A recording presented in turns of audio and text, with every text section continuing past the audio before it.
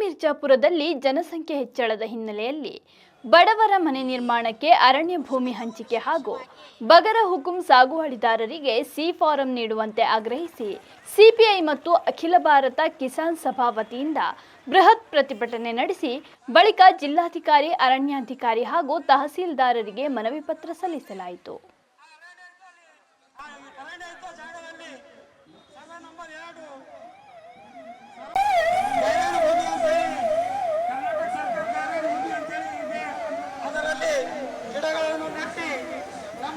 ಗ್ರಾಮಸ್ಥರಿಗೆ ಅನ್ಯಾಯ ಮಾಡುತ್ತಿದ್ದಾರೆ ಮತ್ತು ಗ್ರಾಮ ಪಂಚಾಯತ್ನಿಂದ ಇದ್ದವರಿಗೆ ಮನೆಯನ್ನು ಕೊಡುವಂತ ಕೆಲಸ ಈ ಸರ್ಕಾರದಲ್ಲಿ ನಡೀತಾ ಇದೆ.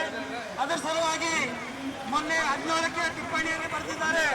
ಜಿ ಪರಮೇಶ್ವರು ಏನದಪ್ಪ ಅಂದ್ರೆ ಹಳ್ಳಿಯಲ್ಲಿ 30-40 ಫೀಟ್ ಜಾಗ ಕೊಟ್ಟು ಅವ್ರಿಗೆ ಮನೆ ಕಟ್ಟಿಸ್ಕೊಡ್ಬೇಕಂತ ಹೇಳಿ ಟಿಪ್ಪಣಿ ಮಾಡಿದ್ದಾರೆ. ಆ ಟಿಪ್ಪಣಿಯಲ್ಲಿ ನಗರದವರಿಗೆ 20-30 ಫೀಟ್ ಜಾಗ ಕೊಟ್ಟು ಮನೆ ಕಟ್ಟಿಸ್ಕೊಡ್ಬೇಕಂತ ಹೇಳಿ ಈ ಸರ್ಕಾರಕ್ಕೆ ನಾವು ಒತ್ತಡ ಹಾಕಲಿಕ್ಕೆ ನಾವು ಇಲ್ಲಿ ಗ್ರಾಮಸ್ಥರು ಎಲ್ಲರೂ ಜಮಾ ಆಗಿದ್ದೆವು. ಧನ್ಯವಾದ.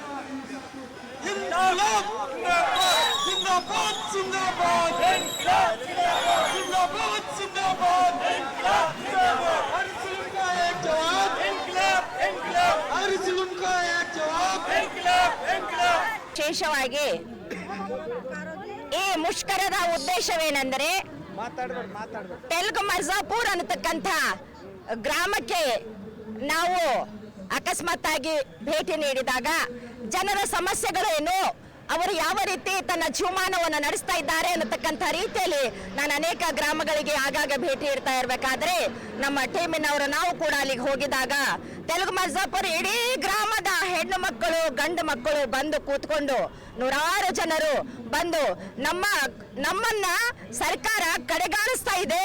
ಯಾಕೆಂತಂದ್ರೆ ನಮಗೆ ಇರಲಿಕ್ಕೆ ಮನೆಗಳಿಲ್ಲ, ನಾವು ಕೆಸರಿನಲ್ಲಿ ಮಳೆಯಲ್ಲಿ ನೆನೆದು ಹೋಗ್ತಾ ಇದ್ದೇವೆ, ನಮ್ಮ ಕುಟುಂಬಗಳು ಬೀದಿ ಪಾಲಾಗ್ತಾ ಇವೆ.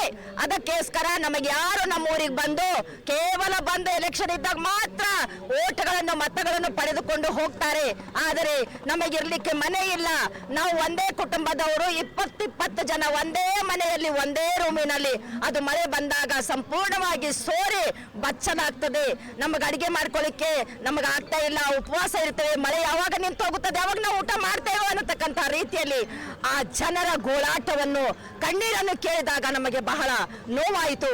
ಅದಕ್ಕೋಸ್ಕರ ತಕ್ಷಣವೇ ಮಾನ್ಯ ಉಸ್ತುವಾರಿ ಸಚಿವರು, ಮಾನ್ಯ DC ಮೇಡಮ್ ರವರು, ಅರಣ್ಯ ಇಲಾಖೆಯವರು ಕೂಡ ಇಲ್ಲಿ MLA MP ಗಳು ಪ್ರತಿಯೊಬ್ಬರು ಆ ಒಂದು ಮರ್ಜಾಪುರ ಗ್ರಾಮಕ್ಕೆ ಹೋಗಿ